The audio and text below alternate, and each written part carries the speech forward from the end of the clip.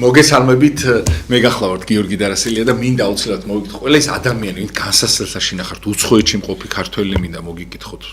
ის ადამიანები, ვინც პატიმრები ხართ და ყველა ის ადამიანი ძალიან ბევრი პრობლემა მოგროვდა ადამიანის გულში, გონებაში, რაღაცნაირად სტიმული დაკარგა ადამიანმა და ერთმანეთს როგორ მივცეთ სტიმული აი ამ ცხოვრებაში, რომ რაღაცნაირად იმიტომ რომ მატერიალური შეიძლება აღარ არსებობდეს რაღაცა შეიძლება არც იყოს საჭირო თუ ჩვენ ერთმანეთს გავამხნევთ, თუ ჩვენ ერთმანეთს გვერდში დაუდგები და თუ ჩვენ ერთმანეთს იდეებს რაღაცნაირად ხორჩევას ხავთ და სტიმული არის ყველაზე მთავარი. აი სტიმული რო გაქვს ადამიანი მარხულობ კიდევაც, ყველაფერი მას აკეთებ, რაც საჭირო არის და თან კიდე ყველაზე მთავარი რა არის, ღმერთი რო შენში ხედავს სტიმულს, მე გაცხონებს კიდევაც და ის ცხონების სტიმული არ დაგაკარგინოთ ღმერთმა, იმიტომ რომ ყველაფერი მოხდება იმისათვის, რომ ამ ცხოვრებაში ხელი ჩაიქნიოთ და არასდროს არ ჩაიქნიოთ ხელი, იცოდეთ, აი ყველაზე მძიმე მომენტშიც კი რაღაცა შუქი გამოჩნდება და აუცილებლად ღმერთი არ გაგვწირავს. თავარია რომ ეს არ მოხდეს და მე არ მინდა რომ ჩვენი უძვირფასესი სტუმრის დრო წავიღო და მინდა რომ მალე ისა რა ქვია წარვადგინო მამალუკა სუპატაშვილი ყავს ადამიანმა რომელიც ხშირად ვერ მოდიოდა ხოლმე და ეხა ვანაზღაურებ ამ დროს რაღაცა ცდილობ რომ მამაო სულ ხშირად იყოს ხოლმე და ბევრიც მწერს ხოლმე თქვენ შესაძლოა მამაო დაგლოცეთ თუ შეიძლება დიდი მადლობა რომ მოგწანდით ქრისტიანს დგომ გაიხარეთ ღმერთმა დაგლოცოთ და გაგვაძლიეროს და დიდი მადლობა მამაო და მამაო როგორ უნდა ვიყოთ მამაო ერთმანეთ ჩვენ დავივიწყეთ რა იცით რომ ერთმანეთისათვის რომ გავჩნდით ეს აღარ გვახსოვს და ამან რაღაცა დააცალცალკევა ადამიანები და სხვისი პრობლემა, სხვისი ჭირი უკვე ადამიანისათვის მისაღები აღარ არის. ხო, მე რას ხლა რო საუბრობდით, რა გამახსენდა, იცით რომ თანამედროვეობაში არის ერთი ასეთი არასწორი შეხედულება, რომ თქვათ მე თუ რამე პრობლემა მაქვს, აუცილებლად სხვა არის დამნაშავე ამაში, ვიღაცა და ვეძებთ ამ ვიღაცას და თუ ვიღაცა ვერ ვიპოვეთ, ნუ ეშმაკი საწაგვივა და ეშმაკია მაშინ დამნაშავე. არა და ესე არ არის. ესე იგი, როგორ არის, იცით, ფსიქოლოგიაშიც ესეა, წმინდა მამებისგანაც ესეა, ლოგიკურადაც ესეა, რომ რა მიზანიც აქვს ადამიანს, იმ მიზნით ცხოვრობს. თუ წარმოვიდგენთ, რომ ადამიანს არ აქვს ესეთი ხერხემალი მიზანი, მთავარი მიზანი ცხოვრებაში, მაშინ მას არ ექნება სვლა და თუ ადამიანს არ იცის საით მიდის, აი მონანიება როგორ მთავრდება ფილმი, ეს გზაო აზრამდე მიდისო, არაო, ესო აბელის გზა არის, ანუ ცოდვის გზა, ანუ გზა რომელიც მიდის არსად. თუ ადამიანის გზა არ მიდის ღმერთისკენ, ის გზა მიდის არსად. და ადამიანი მე გრძნობს ამას ფსიქოლოგიურად, ქვეშეცნეულად გრძნობს, რომ ის არსად მიდის. და ეს უკვე ფსიქოლოგიური პრობლემაა. ამ პრობლემას მე ვერაფერი ვერ შველის. აი რაც გინდა 1000 ფსიქოლოგი რო დაუჯინო და 2000 მოძღვარი, მაინც ვერ დაძრავ ადამიანს. ნუ შეიძლება ეფექტი იყოს 1-2 წუთიანი, მაგრამ საბოლოო ჯამში მაინც ადამიანი თვითონ როგორ თქვათ, ჩაკეტილწრეში ექცევა. ამიტომ ესე იგი თქვათ კაცობრიობამ ხო იცის ძლიერი ადამიანები რამდენია შეიძლება მორწმუნე იყოს შეიძლება ურწმუნოც იყოს მაგრამ აი ძლიერი ფსიქოლოგიის ადამიანი ვინ არის ვისაც აქვს თავისი მიზანი და თუ გაქვს შენი მიზანი მაშინ ასკეტური ტიპი ხარ და რაც არა საჭირო იმას ავტომატურად არ აკეთებ და მიდიხარ წინ და მთელ შენს ენერგიას მთელ შენს შესაძლებლობებს იმ თავარ მიზანს ახმარ და ასეთი ადამიანები არიან წარმატებულები ნებისმიერ სფეროში აი ალექსანდრე მაკედონელი და რა ვიცი დავით აღმაშენებელი და ნუ აი სხვადასხვა სფერო რო სპორტსმენები რო აიღო და ოპერის მომღერლები რო აიღო და ნუ არ ვიცი წმინდა მამები რო აიღო აი ნებისმიერ სფეროში მიაღწევ წარმატებას თუ შენ მიზანი გაქვს და რაღაცაზე არ განიმუხტები ასე ვთქვათ. ესე იგი შენ უნდა დააგროვო შენს თავში არსებული მთელი ენერგია და მიმართო ერთი მიმართულებით. ანუ ნებისყოფა ესე იგი გონება, გული და შენი ნებისყოფა უნდა შეკრა ერთმთლიანად. აი თუ ადამიანი ვთქვათ ცოდვაში დაეცემა, ცოდვით როდის დაეცემ, იცი, როდესაც მიზანი არ გაქვს.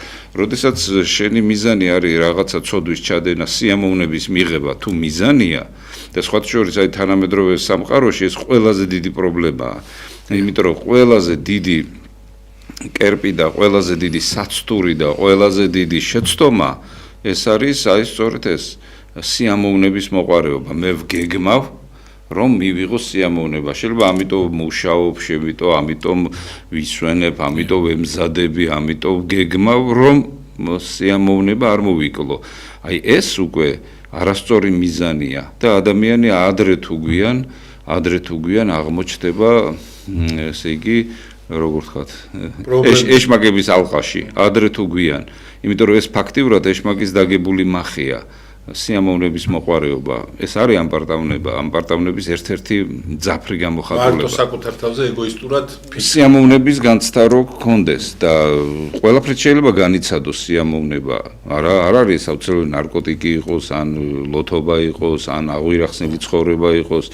აი ვთქვათ, ფსიქოლოგები როგორც ამბობენ, მობილურთან მიჯაჭვულობაც კი სიამოვნების მოყვარეობიდან მოდის. სიჩქარე მაგალითად და ბევრი რამ. კი. ალკოჰოლი, კვილის ასმელები, კამფეტები.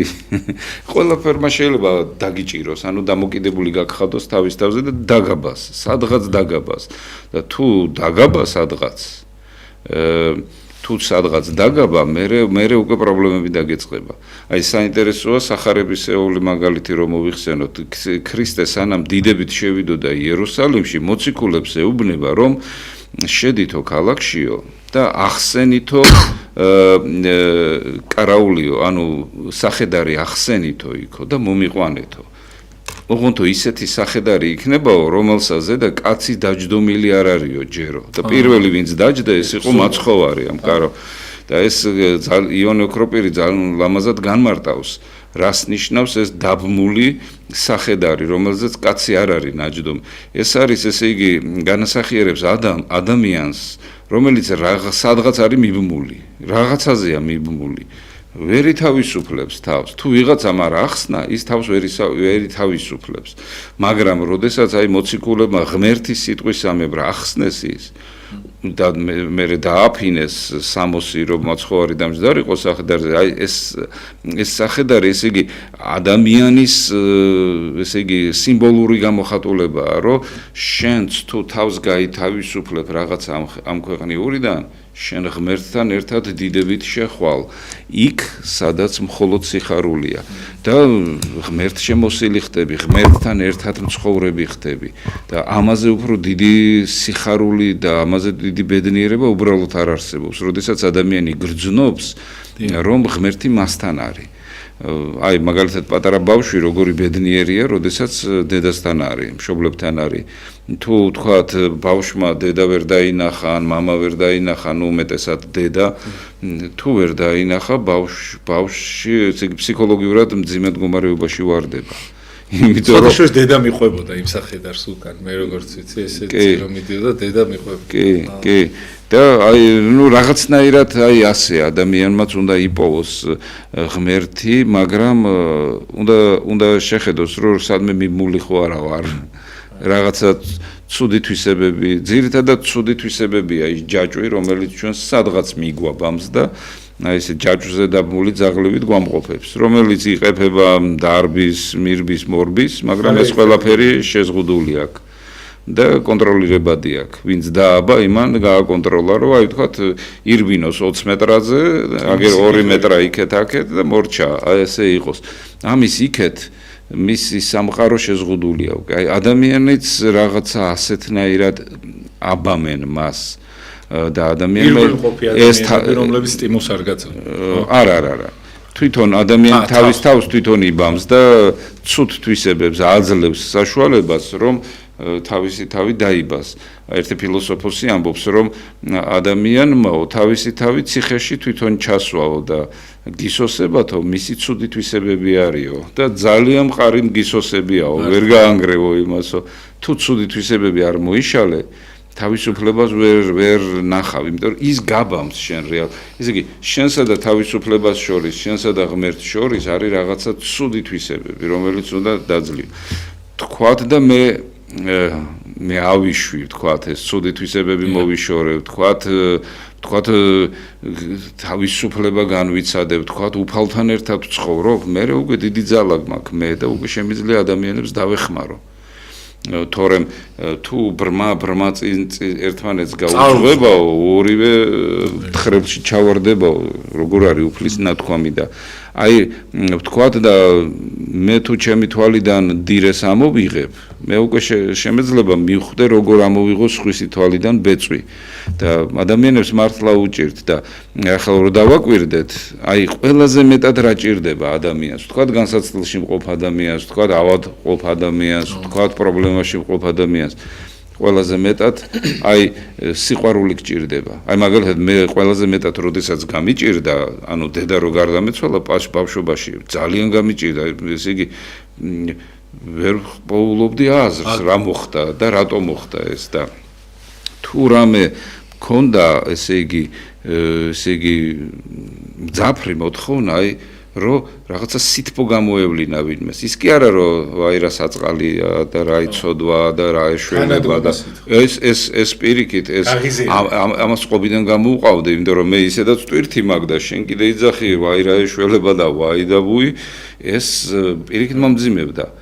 მაგრამ აი მე მახსოვს ჩემი ნათესავი ერთი რომელმაც განსაკუთრებულად მითხრა შენ დაძლია ეს პრობლემები და შენ ნახავ რომ შენ ძლიერი პიროვნება გახდები და მართლაც მე ვირწმუნე ჩემი თავის მაშინ და არ უნდა გაატეხიო პრობლემას თავი და აი რაღაცნაირად უნდა ვიპოვოთ ის ჩვენი ადგილი სადაც ჩვენ ბედნიერი ვიქნებით და არაფერს არ მივცეთ უფლება რომ შეგვაჩეროს იმიტომ რომ მე ჩვენგანაც სხვები სითბოს ელოდებიან, სიყვარულს ელოდებიან, თორე ყველა ადამიანი შეძლებს თავის გასაკეთებელს და ყველა ადამიანი შეძლებს რომ მოერიოს თავის პრობლემებს თუ ის ესე იგი შინაგანად იქნება აღფრთოვანებული.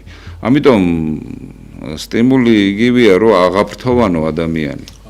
და საჭირო რაღაც ისეთი პერიოდი დგება ხო? მაგრამ აი მაგალითად წმინდა ნიკოდიმოს თაწმინდელი ეს თავის უხილავ ბრძოლაში ესეთ რამეს ამბობს რომ ესე იგი შენ როდესაც აი შენ უნდა იყო როგორცო მოციქულები ცხოვრობდნო ნუ შენ ქრისტიანი რომ ესე იგი რომლებიცო ცხოვრობდნო მადლითო ღმერთთან ერთადო და ისინიო აღმოაცენებდნენო ამ სიკეთესო და მათ შეიძლება ხმაც არ ამოეღოთო, მაგრამ მათი გამოჩენაო ადამიანებსო ძალიან დიდ ენერგიას აძლევდაო. და მართლაც აი მე ბავშვობიდან მახსოვს, აი ჩემი მეზობლები, აი ესეთ განსაკუთრებულად დადებითი ენერგიის მატარებლები ვინც იყვნენ. იმათ რომ დავინახავდი თუნდაც სახლიდან ეზოში გავლილს, გული მებსებოდა სიხარულით და მე ეს რხევა დადებითი რხევა გულისა მე მიგრძელდებოდა რაღაცა საათები და შეიძლება მთელი დღე გაგრძელებულიყო და მე ახლა ეს გახარებული ეს კეთილი ადამიანი რო დაინახე და შენ დადებითად დაიმუხტე და მე შენ რო მიუბრუნდები შენ პრობლემებს ეს უფრო მეტი ენერგია გაქვს მაგას. ხო, უფრო დაძლევა. ამიტომ თუ გვინდა რომ სიკეთე მოუტანოთ სამყაროს, უბრალოდ უნდა იყო შენ თვითონ დადებითი ყველანაირად და თავისუფალი ყველანაირი პრობლემებისაგან. იმიტომ რომ მამა პრობლემა, იმიტომ რომ ძითა თვითონ ვიქნით ხოლმე პრობლემს ადამიანი. ასე პატარას ვადიდებთ ხოლმე რაღაცნაირად, აი მატერიალურში გადაყავს ყველაფერი ძირითადად და რაღაცნაირად და ეს მატერიალური რო გერევა, ხო, ყოველთვის მოგერევა რა. თუ დღეს 5 ლარი გერევა, ის 5 რო გექნება, ხო, 10 მოგინდება, 10 მოგერევა რა. სიტყვაზე ვამბობ რა და აი ამას რო გავცდეთ, მამაო, როგორ შეიძლება რომ აი უფრო მეტად მნიშვნელოვანი ადამიანი რო იყოს, რომ ამ მატერიალის გამო მე ადამიანები ერთმანეთს ყველაფერს უშავებენ და მაგიტომ რა. მატერიალური ყოფითის გამო თუნდაც რა. ზოგადად ეს ფორმულაა, რომ თუ რაც ხდება ადამიანში, იმას ავრცელებს თავის ირგვლივ. თუ ადამიანში არის წესრიგი, მის ირგვლივ წესრიგს ავრცელებს. თუ არის უწესობა, შფოთი და ღვარძლი, თავის ირგვლივ ამ ნეგატივს ასხივებს და ამძიმებს სიტუაციას და ჩვენ კი არა და კაცობრიობას ქრისტემ ასწავლა სწორედ ეს გზები. ჩვენ მადლობა ღმერთს ქრისტიანები გავხდით ოდითგანვე და წმინდა გიორგი მთაწმინდელი როგორც ამბობს მესია როგორც კი გამოჩნდა ჩვენის მივიღეთ ეს პირველივე საუკუნიდან სხვათა შორის ეს პირველივე საუკუნიდან რომ ქრისტიანები ვართ ეს იყო დაფარული და ჩვენ ესე იგი რუსულ იმპერიაში როდესაც ვიყავით, იქ იყო წამოწეული წმინდა ნინო წინ. და ჩვენ რომ მე-4 საუკუნიდან ვართ ქრისტიანები, მე-4 საუკუნიდან ვართ ქრისტიანები, იმიტომ რომ მათ ჩვენ ეკლესიის ავტოკეფალია გაგვიუქმეს, პატრიარქი გადაგვისახლეს, პატრიარქობაში აჩერეს და ამიტომ მოციქულის ხსენება არ შეიძლებოდა, დაფარული ტექსტებით მათი მხრიდან და წმინდა ნინოზე გადმოვიდა აქცენტი. არა და ჩვენ ანდრიასთან განავართ. სოფლიოში არსად არ მომხდარა ის, რაც მოხდა საქართველოში. სოფელ დიდაჭარაში და სოფელ აწყურში აშენდა ტაძარი მოციქულისგან 38 და 39 წელს. მაშინ, როდესაც მაგალითად სოფლიო ცენტრში რომში ტაძრის აშენება კი არა, კატაკომბებში იყვნენ ქრისტიანები და ჩვენ ვიცით 10 დიდი დევნა მთელ მსოფლიოში, ქრისტიანების 10 დიდი დევნა. და სხვათა შორის, როდესაც აი ქრისტიანებს ჯვარს აცმევდნენ და ხოცავდნენ და ხეცებს უყრიდნენ და ეს საქართველოში არ მომხდარა, წარმოიდგინეთ. და პირველივე საუკუნიდან, აი მიწის ზევით, ჩვეულებრივად, სოფელ დიდაჭარაში და სოფელ აწყურში აშენდა ტაძარი. დატოვა ანდრია პირველწოდებულმა სასულიერო პირები. ერმა მიიღო ის, დატოვა ღვთისმშობლის ხატი, აწყურის ღვთისმშობლის ხატი, სასწაულმოქმედი ხატი. ეს ჩვენი ისტორიებია. და მე იმას ვამბობ, რომ როგორც გიორგი მთაწმინდელი ბრძანებს, მესია როგორც კი გამოჩნდა, ჩვენ ის მივიღეთ. აი მცხეთელმა ურიებმა რო ჩამოიტანეს კვართი, ჩვენ ის მივიღეთ. და დღემდე ჩვენთან არის. და დღემდე ჩვენი ეკლესია არის განუყოფელი და დღემდე ჩვენ არ გვიღალატია ქრისტესთვის. არ დაგვიშვია შეცდომა საღვთისმეტყველო შეცდომა. შეიძლება უყოფილო ართ ყოფით საკითხებში უსინდისონი, მოღალატენი, ასე შემდგომ, ხო, მაგრამ ღმერთის წინაშე, აი ვინც ერთგულებდა ღმერთს ჩვენ შორის, იმას შეცდომა არ მოდიოდა, იმიტომ რომ ჩვენ გვიყვარს ღმერთი. ჩვენ ტვინით კი არ გვწამს ღმერთი, ჩვენ გულით გვწამს ღმერთი და ესაა ჩვენი ერის სიძლიერე. და ჩვენი ერის ძლიერი თვისებაზე თუ ვიტყვით, ჩვენ გვაქვს ის, რომ ჩვენ შეგვიძლია რომ გქონდეს წმინდა გული და ძლიერი გონება და ძლიერი ნებისყოფა.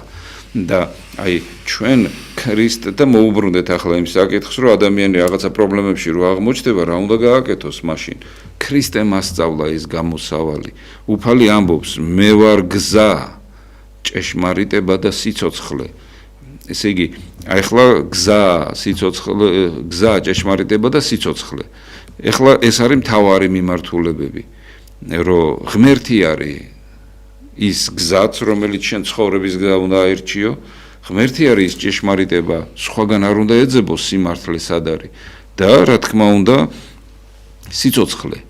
მაგრამ ახლა თუ ჩვენ თანამედროვე კაცობრიობას შევხედავთ, ცხოვრების გზაც მთავარ ჭეშმარიტებად და სიცოცხლეთ მიაჩნია იგივეს დაუბრუნდეთ სიამოვნების მოყარეობა, რომელზეც იოანე მახარებელი ჯერ კიდევ პირველ საუკუნეში ამბობდა, არ შეცდეთო ძმებო, სასუფეველი ღვთისა არ არისო, საჭმელი და სასმელიო და სიამოვნება ამ ქვეყნიურიო. ჭეშმარიტება ეს არის სიმართლეში ცხოვრება, ღმერთის ერთგულ. ამიტომ სადაც ხარ, როგორც ხარ, გადაწყვიტე რომ ცნებები დაიცვა, როგორც კი გადაწყვიტავ შენ უკვე დგები ღმერთის მხარეს და მოგხედავს ღმერთი. მაგრამ თუ შენ არ დაიცავ ცნებებს, მაინც მოგხედავს ღმერთი, მაგრამ ესე იგი ქართული გამოთქმა, რომ მე შენსკენა ვარ და შენ ეშმაკებისკენო, აი ეგეთი ვარიანტია რა, რომ ესე იგი მგელსო სახარებას უკითხავდენო და ისო ტყეში გარბოდაო თუ რაღაცა ესეთი. აი ეგეთი რაღაცა დაემართება ადამიანს. ღვთის სიტყვას მოისმენს, მაგრამ წავა მე ეშმაკებში ივლის, მე კიდე მოვა უფალთან, უფალი ისევ ანუგეშევს, ისევ მოეფერება, მე ისევ შეიძლება წავიდეს. ამიტომ ადამიანმა უნდა გადაწყვიტოს, რა არის ჩემი ცხოვრების გზა და თუ ამ გზას ზუსტად ავირჩევთ, სადაც ვინც არ უნდა იყო, აი მარიამ მაგდალინელი რო იყო, ჯვარცმული ავაზაკივით, ავაზაკი რო იყო, თუ შენ ღმერთის მხარეს დადგები, ღმერთი ეგრევე მოგხედავს. იმიტომ რომ უფალი რას ამბობს, ვისაც მე უყვარვარო, ჩემი ცნებები დაიცვასო და ვინც ჩემს ცნებებს დაიცავსო, ის ჩემი მეგობარი არისო. ნახე რას ამბობს უფალი. ესე იგი, თქვა ცოდვილი ვარ, ხო? მაგრამ აი მორჩა ერთი მსხვილი წერტილი დავწერე, დაუსვი ჩემ ცხოვრებას და დავიწყე მცნებების დაცვა. მე უკვე უფლის სიტყვის ამებრ ღმერთის მეგობარი ხდები და წარმოიდგინე ღმერთი თავის მეგობარს მიხედავს და ამაზე დიდი მდგომარეობა უბრალოდ არ არსებობს. როდესაც შენ მეგობრად ყავს ღმერთი. წარმოგიდგენია და ამას გაგრძნობინებს ღმერთი. ამას შენ იგრძნობ. ეს რაღაცა სასწაულია. ეს ზოგადად სასწაული, ესე იგი, სახარებაში, ბიბლიაში ძალიან ბევრი სასწაულებია ღმერთი რომ მოქმედებს. არის ცრუ სასწაულებიც, რომელსაც ანტიქრისტე მოიმოქმედებს, მაგრამ ნამდვილი სასწაული ეს არის ღვთაებრივი. როდესაც დაფარული შენთვის ცხადი ხდება. ესე იგი, რაც აქამდე არ იცოდი, შენ უცებ გეცოდინება ეს. საოცრად შეხედავ. მე მაგალითად აი ეხლა დღემდე ვერ შევეგუე იმ ფაქტს, რაც ეხლა ხდება ბუნებაში. ჯოხებიდან რო ის გამოდის, ფოთლები, აი ეხლა უნდა შეხედო რა ლამაზია ეს ვენახი მაგალითად, აი ამ ხელა მტევნებია, ისეთი საყვარელია, აი როგორც პატარა ბავშვია საყვარელი. პატარა ფოთლები გამოდის, რაღაც ულამაზესი, ან ფერი როგორია, ან კონსტრუქცია როგორია. ან სასწაული რა არის, იცით, აი ასეთი ჯოხია და იქიდან გამოდის და რა საიდუმლო ხდება იქ, ეს ჩემთვის უბრალოდ არის სასწაული. ან მიწიდან რო ბალახია მოდის. ან მიწიდან ისა საზამთრო და მე საზამთროების მინდორში ვარ ნამყოფი და სასწაული იყო, ესე იგი, ეს ათასობით ბურთი იყო გაგორებული რა, ათასობით ბურთი. და ეს მიწიდან ამოსული ყველაფერი. რანაირად მოხდა ეს? ეს ხო სასწაულია. ღმერთი მოქმედებს, მაგრამ მეც ხო სასწაული ვარ ღმერთის. მე თვითონ. აი მაგალითად გამეჭრა თითი და ნუ აი მე შევიხვიე და მორჩა. მაგრამ ორგანიზმა გადაერთო მასზე და დაიწყო მთელი ორგანიზმი ისე იმერძე ამოშენება და დაიწყო იმ პრობლემების მოგვარება. მე მძინავს ღვიძლი, ენდოკრინული სისტემა, სისხლი, თირკმელი წმენდს ორგანიზმს, წმენდს. და მე ესე იგი გამეღვიძება, უკვე დალაგებული ვარ, მოწესრიგებული ვარ და გამართული ვარ, რომ დავიწყო ახალი ცხოვრება. ეს საოცრებაა და ესე იგი ღმერთი მოგხედავს ჩვენ და ჩვენ მართლა ესე ვართ, აი ჩვენ ისტორიაში ესე ვართ, ჩვენ ირგვლივ ყოველთვის ძალიან დიდი სახელმწიფოები იყო, ყოველთვის ძლიერნი ამა ქვეყნისანი, ასე ვთქვათ. და ჩვენ არათუ გადავრჩით, არამედ კულტურა გადავირჩინეთ, ჩვენი მსოფლმხედველობა გადავირჩინეთ. აი მე გადაცემის დაწყებამდე ქართულ ცეკვებს უყურებდი, მე მისით აღფრთოვანებული ვარ, ეს რაღაც საოცრებაა. ხატვას ვიწყებ ხა იმდე. საუბრობ. შემოქმედება. ო, გამტვირთვის ერთ-ერთი მეთოდია ფაქტობრივად. ასე რომ აი რაღაცნაირად აი ქრისტე თვითონ მოგხედავს. შენ თავარია ერთი კითხვა მაქვს. წესიერიად გახდე, წესების დამცველი. ერთი კითხვა მაქვს რა, ეხა ადამიანი ყველაფერს ესე ვერ შეძლებს და ჩვენი ცხონებისათვის ღმერთიც რაღაც იმისათვის არის საჭირო, რაღაცა შეგვინდოს, რაღაც შეგვივსოს, რომ სრული შევადგინოთ, საცხონებლად მზად ვიყოთ, ხო? აი მოწყალებით, იმით, აი რაღაცებს პატიობს და რაღაცას დაუშვებს სასუფეველი, რომ იძულების და იძულებით გვაცხონებს, თორე ჩვენ მდგომარეობა არ არის მაცხონებელი, ეგ ყველას ესმის ალბათ მორწმუნეს მით უმეტეს და აი თუ შეიძლება მამო, აი ესეთი რაღაცის კითხვა მინდა, რომ აი რამე თვისებები, რაც შეიძლება რომ აიციოთ, ყველაფერს ვერ შეძლებ, ხო, მაგრამ ერთი თვისება, რომელიც ადამიანს აუცილებლად უნდა კონდეს, რომ ღმერთმა მასში ის პოტენციალი დაინახოს, რომ აი ეს ჩემი მეგობარია და ეს საცხონებლად ის აი რომელი თვისება შეიძლება, როგორც ბევრი არის, აი ერთი თვისება, მამაო, რომელი უნდა გააჩნდეს ადამიანს, იმიტომ რომ ძალიან ბევრი ადამიანი არის, რომ ყოველ მარხვაში თითო რაღაცის გამოსწორებას ცდილობს.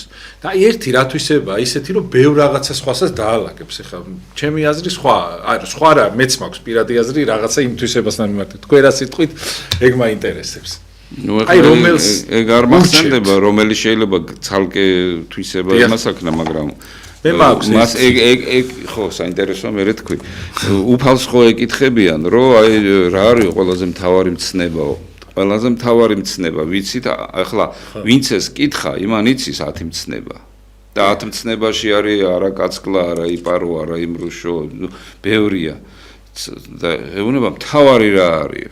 და უფალი ამბობს, რომ შეიყვარეო ღმერთიო მთელი შენი სულით, გულით, გონებით და მთელი შენი შესაძლებლობით.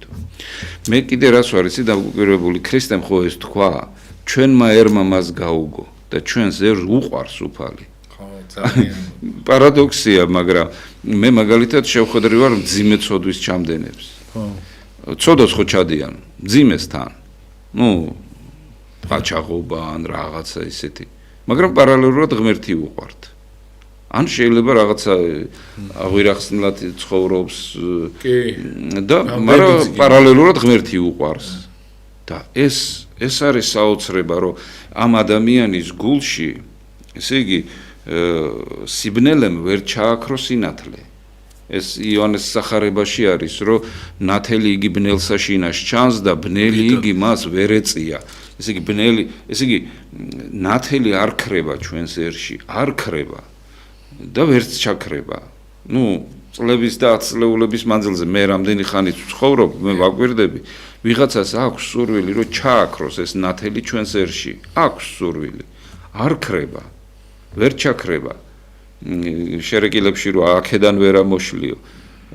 ვერც აქედან ამოშლი, ვერც გულიდან ამოშლი, ვერც სისხლიდან წაგვიშლი ამას ჩვენ.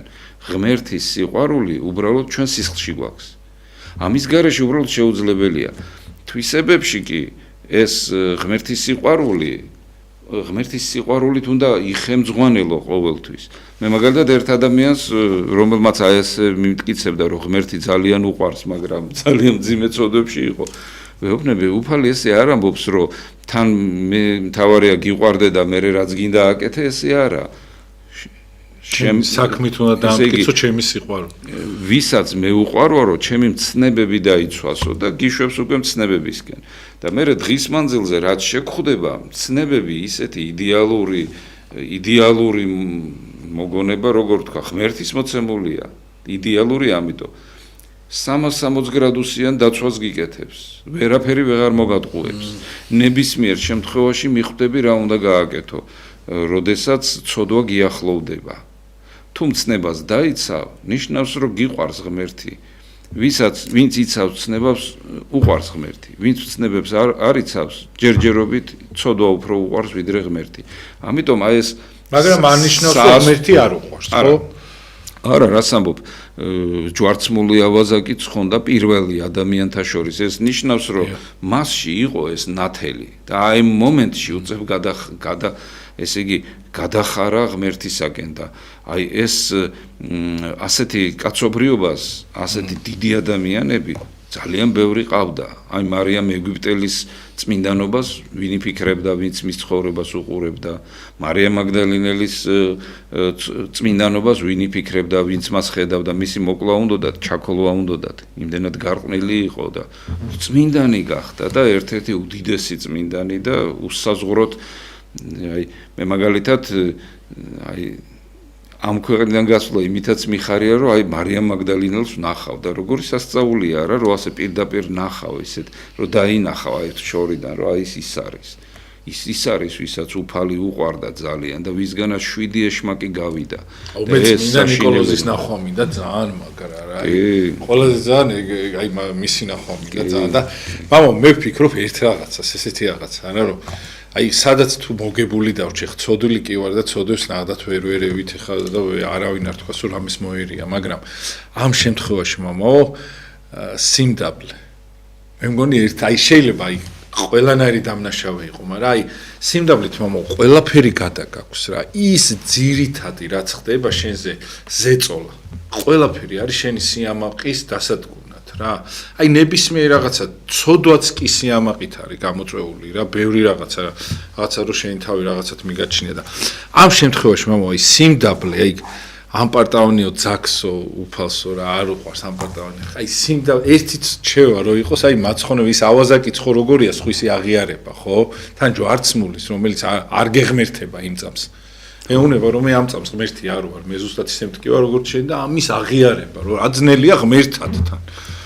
როგორია მამო, აი ადამი ღმერთმა გააკეთა ის, რომ ყველა მოვერიეთ ჩვენ და ამ მორეულში დაინახა ღმერთი. აი ამ არა ეს ჯვარცმული ავაზაკის სარწმუნა ეკლესიურად არის ერთ-ერთი ლოცვაც ესეთი რომ უფალს თხოვ რომ მოგცეს ჯვარცმული ავაზაკის რწმენა და როგორც შენ თქვი ესე იგი წარმოიდგინე ის ხედავდა ქრისტეს როგორც შეურაცხყოფდნენ აფურთხებდნენ ცემდნენ ნაცემი იყო ეს გაშოლტილი იყო და სისხლით ჰქონდა მთელი და იარებით მთელი სხეული დაფარული მერე 3 დღე ნაშიმშილები მოტეხილი ხელი მოტეხი ჩატეხილი ეს ღაწვი და წარმოიდგინე და ჯვარცმული და ნაგინები ნაფურთხები შეურაცხყოფილი დაუცველი ეს ერთი მომენტი და მეორე შენ თვითონ როგორ მილურსმული ხარ წარმოიდგინე და შენ თვითონ უნდა მოკვდე საშინელ ტკივილებს განიცდი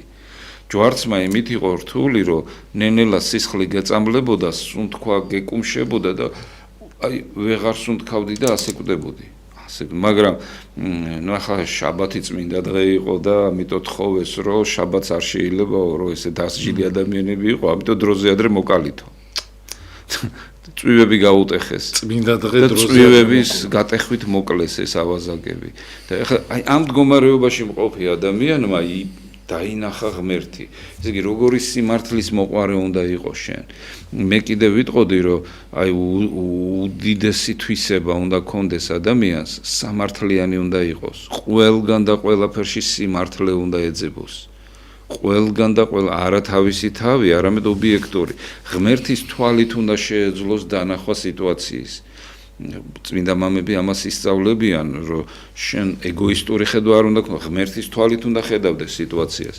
ფსიქოლოგებსაც აქვს მსგავსი ესე იგი გვერდიდან უნდა შეგეძლოსო შენი თავის დანახვაო გვერდიდან და თუ ეს არ შეუძლია ადამიანსო მაშინო მას ფსიქოლოგიური პრობლემები აუცილებლად ექნებაო გადაულახავი ბარიერების სახით და აი რაც ფსიქოლოგიაში არის გვერდიდან საკუთარი თავის დანახვა ეგ არის რომ ღმერთის თვალით შეხედო შენს თავს შეაჩერე პირველი ემოცია თქვა რაღაცა უნდა გააკეთო მე ასე ვარ თუ პირველ ემოციას ავყვევი შეცდომა მაქვს მართლა ემოციურ ფონზე და პირიქითაც ხო არა ადამიანს აქვს ეს პირიქითაც ხო არის ხოლმე პირველს რო აყვები და კარგი პირიქით არა ნუ გააჩნია როდი შეიძლება რო აყვე პირველ ემოციას ნუ ამას ახლა ეს უკვე ცხოვრებისეული გამოცდილება პირველი ემოციები სხვათა შორის ადამიანს რო გაიცნო ხო სადღაც ხარ ხო პირველად აი ეს ემოცია თუ გაგყვა მე შემდგომში ეგეთი აღარ არის ხო არა უცებ გრიგალებით რო მოგინდება რაღაცის გაკეთება უმეტეს შემთხვევაში ეს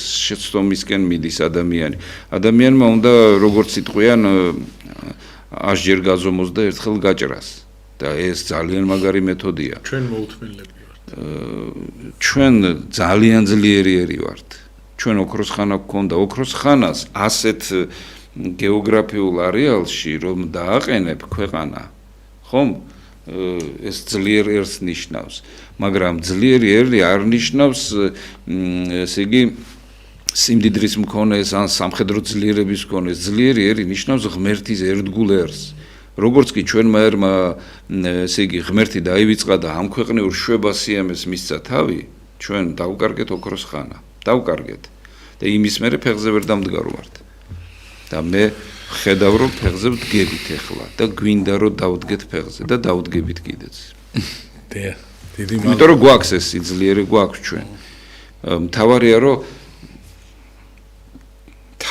რომ ღმერთთან ვიმეგობროთ და ღმერთთან მეგობრობა მის ცნებების დაცვას ნიშნავს უპირობოდ ის კი არა რომ მე მიყვარს კაცო ღმერთი მაგრამ მე როგორ ღმერთი მოწყალია და მე რასაც მინდა იმას გავაკეთო არ გააკეთო იმიტომ რომ აგებ შენს ცხოვრებას იმიტომ რომ ყველა არასწორ ნაბიჯს თუ სწორ ნაბიჯს თავისი შედეგი მოყვება თუ მწვანილს დათესავ მოვა მოსავალი ვინც რიდობით თესავსო რიდობით მოიმკესო და ვინც უხვად თესავსო უხვად მოიმკისო ეს ცხოვრების კანონია ამიტომ უხვი უნდა იყოს შენს ცხოვრება უხვად უნდა თესო და ხნა და თესო რომ კარგი შედეგები მიიღო შენს გაიხარო და შენს ირგვლივ ყველა გაახარო აი ჭაბო ამირეჯიბის ეს ფორმულა მომწონს ძალიან პატრიოტიო ის არისო რომელიცო ქვეყანას ყველაფერს მისცემსო რაც შეუძლიაო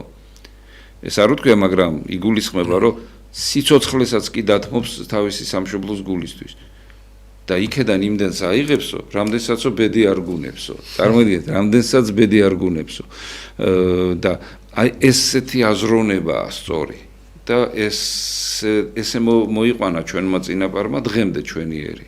დღესაც ყავს ჩვენს ერს ასეთი ადამიანები. დღესაც ყავს. და მომავალშიც ეყოლება.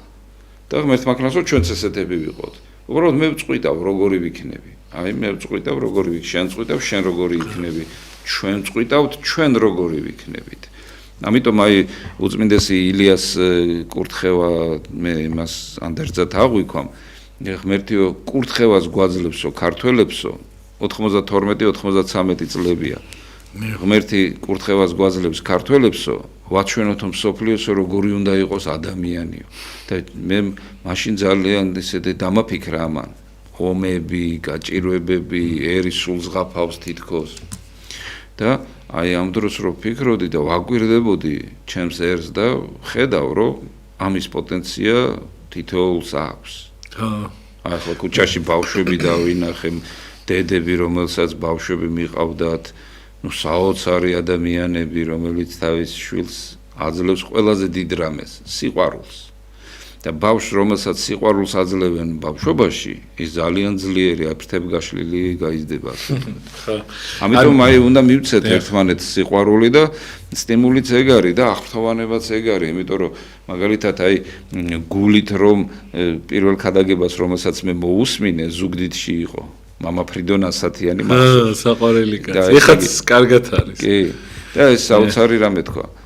დილასო, მთელი გულითო, ვინმეს რომ გამარჯობა უთხრათო, ის ადამიანი გამარჯვებული ივლისო მთელი დღეო. წარმოიდგინე როგორი ნათქვამია. ამიტომ ჩვენ ერთმანეთს სიკეთე უნდა უსურვოთ, რა თქმა უნდა. და გამარჯვება უნდა უსურვოთ. გამარჯვება ქართველს როგორი მისალმება აქვს, ხო? გამარჯვებას გისურვებს. რომ შენ გაიმარჯვო, რაზე უნდა გაიმარჯვო? რა თქმა უნდა შენს ცუდ თვისებებზე და იმ ცუდი თვისებების უკან დამალულ ეშმაკებზე. ხო. მამაო, თქვენ 100.000 მოწამე ისე გიყვართ, რომ მარიამ ეგვიპტელამდე ისინი შეგიგებები. მე გპირდებით, რომ მამა უკეთებს 100.000 მოწამე, თუ ვინმე დღეს იცის ესე დიდად და ესე მართლა ცოტა ისეთ ვიტყვი ჟარგონულად, ესეთი პიარი რო აქვს, მამაო, დიდი დამსახურება, იმიტომ რომ ერთ-ერთი ეკლესია მამაოს აშენებულია. აი მუხადგვერდის სასაფლაოზეც არის აშენებული ერთი და გურიაში არის კიდე პატარა ტაძარი. კი. მაშინ თქვენ ხო არ გაქვთ მონაწილეობა მიიღებული? არა, მანამდე იყო ის აგებული, არის რამდენიც, ნუ სადღაც 3-ია სულ მამაო. 10 კაცამდე დაეტევა. სულ 3-ია, თქვენ ის მოს. და ერთი არის კიდე როგორც ვიცი, ქარელში არის სამნავიან ბაზილიკაში ერთი პატარა ნავი. და რა მაგარი. ეხა 100.000 მოწამე, მამაო, იმ დროს თბილისი როგორი იყო, რომ ეხა მამაო რო ამახვილებს ყურადღებას საქართველოში დაბადებულ გაზრდილ ადამიანებზე, ეხა გვარ სახეს მნიშვნელობა არ აქვს. უბრალოდ ყველანი ხართ საქართველოდან ვინც ხართ და სხვადასხვა მამაო, იმ 100.000 მოწამის დროსო ბევრიო არაქართველიც იყო და იმდენად დიდი ქონება ჰქონდათო, თვეობით ითვლიდნენ მათ ქონებას. არა, ისტორიული ცნობაა, რომ 7 დღე ითვლიდნენ ჯალალედინის, ესე ვთქვათ, ბუღალტრები ახლა ოფიციალურად არ ეყოლებოდა, მაგრამ ის ხალხი, ვინც ითვლიდა ამ აღრიცხვას რო აკეთებდა, ერთი კვირა ითვლიდნენ, უბრალოდ ეს იყო წარმოუდგენელი სიმდიდრე. ამ დროს სამეფო საჭურჭლოები, ისნის სამეფო სასახლეები საჭურჭლოები გატანილი იყო. ეს იყო უბრალოდ ხალხში დარჩენილი. და რაზე მაქვს, იცით რატო მაქვს მამაო საუბარი, რაზე მაქვს საუბარი, რომ აი ადამიანს ამდენი ქონება და ის დღეს რო გვიჭირს ჩვენ რაღაცეები და რაღაცას რო ვერთმობ და რაღაც ამდენი ქონება და რაღაცა ქონდა და თვალი არ დაუხამხამებია, ისე დატოვა ქრისტეს გულისთვის და იმ ადამიანების გულისთვის, ვინც 2 საუკუნეზე მეტი ჩვენს ჯარებს წანაგები არ ქონდა ბრძოლა. 2 საუკუნეზე მეტი ჩვენს ქვეყანას გასაქანი ეძლეოდა, რომ განვითარებულიყო. ძალიან დიდი დოვლათი დაგროვდა. აი ახლა მშვიდობის პროცესი რომ მიდის, როგორი კარგია. უკვე აი მაგალითად საშინელი საცობებია, ნიკი საცობებში ყოფნა არ გვიყვარს, მაგრამ ეს უკვე აი ესე იგი ადამიანი ნელა დოვლათს აგროვებს შრომით, მოფრთხილებით, რუდუნებით, განვითარება ხდება ადამიანებისაც და ქვეყნისაც. და როდესაც ომი ხდება და უბედურება, აი ომში მაგალითად ერთი რაკეტა რო ეღირება 1.200.000 და ერთი თვითმფრინავი რო 100 მილიონი ეღირება და ესე რასაც კაცობრიობა ხარჯავთ ომებში ის იმდენს ჩვენ ვერ შევჭამთ და იმდენს ვერ ჩავიცვამთ რაც იხარჯება ომებში და ლოგიკური ახლა ომებს მშვიდობა ჯობია და რა გვაქვს ასეთი გადაუნაწილებელი რა უნდა ვქნათ ბოლო ადამიანს ჭირდება ცოტა საჭმელი ცოტა სამოსი ღირსეული ცხოვრებისათვის და პირადი ის ეგოიზმი და ესავლადიდებისაკენ და ის ჩვენს ერს ესეც სანიმუშოდ ჰქონდა რომ იმ ფუფუნების მოყარე კი არ იყო არამედ ქრისტეს მოყარე იყო და ზოგი ესე იგი კითხვის ნიშანს სვამს 100.000 როგორ იქნებოდა მაგრამ იქნებოდა იმიტომ რომ წარმოიდგინეთ ეს ხვარაზმელების შემოგვესიან ხო მაგ დროს 100.000 მოწამე როცა 5 წელი ჯალალედინი არბებდა აღმოსავლეთ საქართველოს მერე მოვიდნენ მონღოლები და აი მონღოლებმა რომ აღწერა ჩაატარეს აღმოსავლეთ საქართველოსდან ბეგარის სახით გადიოდა 90.000 მეომარი წარმოიდგინე 9 ოჯახიდან ერთი მეომარი უნდა გასულიყო და ივანე ჯავახიშვილი ასე მსჯელობს რომ თუ 9 ოჯახიდან ერთი მეომარი გადიოდა და 90.000-იანი ლაშქარი იკრიბებოდა ესე იგი 800.000 ოჯახია თითო ოჯახში თუ იყო მაგალითად საშუალოდ 5 ადამიანი ეს უკვე სადღაც 4.5 მილიონი ადამიანია მარტო აღმოსავლეთ საქართველოში და დასავლეთი და ეს არის ამ დროს 100.000 მოწამეა დაღუპული უამრავი მეომრებია დაღუპული უამრავი ქრისტიანებია დაღუპული და დასავლეთ საქართველო კიდე ამ დროს ხელუხლებელია ანუ ვარაუდობდნენ ისტორიკოსები რომ იმ დროს 12 მილიონი ვიყავით და